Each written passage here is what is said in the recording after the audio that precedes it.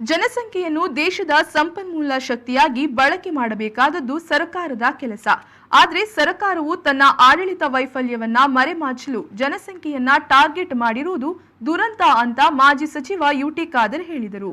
ಈ ಕುರಿತು ಮಂಗಳೂರಿನಲ್ಲಿ ಮಾತನಾಡಿದ ಅವರು, ಒಂದು ಸರ್ಕಾರವು ಆಡಳಿತ ಮಾಡೋ ಮೊದಲು ದೇಶದ ಜನಸಂಖ್ಯೆಯನ್ನ ಹೇಗೆ ಮಾನವ ಸಂಪನ್ಮೂಲ ಶಕ್ತಿಯಾಗಿ ಬಳಕೆ ಮಾಡಬೇಕೆಂಬುದನ್ನ ಅರಿಯಬೇಕು ಎಂದು ಹೇಳಿದರು.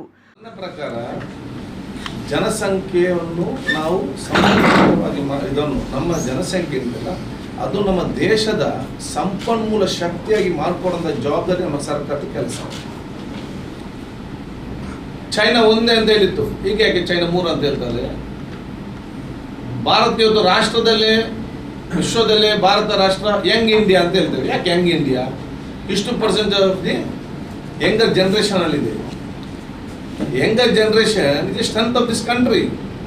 ಬರುವಂಥ ಸರ್ಕಾರ ಅದನ್ನು ನಾವು ಸಂಪನ್ಮೂಲ ಭರಿತವಾಗಿ ಹ್ಯೂಮನ್ ರಿಸೋರ್ಸ್ ಆಗಿ ಪರಿವರ್ತನೆ ಮಾಡೋ ಜವಾಬ್ದಾರಿ, ಅದಕ್ಕೆ ಯೋಜನೆಗಳು ಹಾಕುವಂಥ ಕೆಲಸ ಇವತ್ತು ಸರ್ಕಾರ.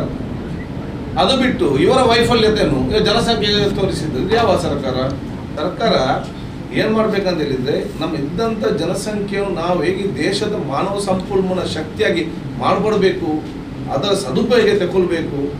ಅದ್ರ ಮುಖ ಇಡೀ ವಿಶ್ವ ಇವತ್ತು ನಮ್ಮನ್ನು ಯಾಕೆ ಗೌರವ ಕೊಡ್ತದೆ ಅಂತ ಹೇಳಿದರೆ, ನಮ್ಮ ಮಂತ್ರಿಗಳನ್ನು ಮುಖ್ಯಮಂತ್ರಿ ಶಾಸಕರು ಮಾಡಿ ಗೌರವ ಕೊಡೋದಲ್ಲ.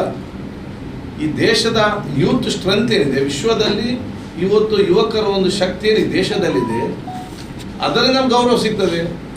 ಯುವಕರ ಶಕ್ತಿ ಹೇಗೆ ಆಗಿದೆ ನಮಗೆ ವಿಶ್ವದಲ್ಲಿ? Because of population. ನೀವು ಅದನ್ನು ಸಮರ್ಪಕವಾಗಿ ಆಲೋಚನೆ ಮಾಡೋ ಬದಲು ಇದು ನಮ್ಮ ಸರ್ಕಾರ ಮತ್ತು ನಮ್ಮ ಆಡಳಿತದ ವೈಫಲ್ಯವನ್ನು ನಾವು ಇಟ್ಟುಕೊಂಡು ಜನಸಂಖ್ಯೆಯನ್ನು ತೋರಿಸಿ ಮಾಡಿದರೆ ಚೈನಾಕ್ಕೆ ಆಗುವಂಥ ಪರಿಸ್ಥಿತಿ ನಮಗೆ ಆಗ್ತದೆ. ಚೈನಾ 1 ಅಂತ ಹೇಳಿತ್ತು, ಹೀಗೆ ಚೈನಾ 3 ಅಂತ ಹೇಳ್ತದೆ. ಮಂಗಳೂರಿನಲ್ಲಿ ಅವತ್ತು ರಾಜ್ಯ ಮಟ್ಟದ ಬಿಜೆಪಿ ಕಾರ್ಯಕಾರಿಣಿ ಸಭೆ ನಡೆಯಿತು. ಅವತ್ತು ನಾವೆಲ್ಲ ಆ ಸಭೆಯಲ್ಲಿ ರಾಜ್ಯದ ಅಭಿವೃದ್ಧಿ ಬಗ್ಗೆ ಚರ್ಚೆಯಾಗುತ್ತದೆ, ರಾಜ್ಯಕ್ಕೆ ಏನಾದರೂ ಕೊಡುಗೆ ಸಿಗುತ್ತದೆ ಎಂದು ಭಾವಿಸಿದ್ದೆವು. ಈ ಸಭೆಗೆ ಭಾರಿ ಪ್ರಚಾರ ಕೂಡ ಕೊಡಲಾಯಿತು. ಆದರೆ ಸಭೆ ಮುಗಿದ ಸಂಜೆ ಮಾತ್ರ ನಾವು ಲವ್ ಜಿಹಾದ್ ತಡೆ ಕಾನೂನು ತರ್ತೀವಿ ಎಂದು ತೀರ್ಮಾನ ಮಾಡಿದ್ವಿ ಅಂತ ಹೇಳಿ ಹೊರಟವರು ಎಲ್ಲಿಗೆ ಹೋದ್ರು ಎಂದು ಮಾಜಿ ಸಚಿವ UT.Kadhar ಪ್ರಶ್ನೆ ಮಾಡಿದ್ರು. ಈಗ ಯುಪಿಯಲ್ಲಿ ಚುನಾವಣೆ ಬರುತ್ತೆ ಎಂದು ಹೊಸ ಸಬ್ಜೆಕ್ಟ್ ಹುಡುಕಿದ್ದಾರೆ.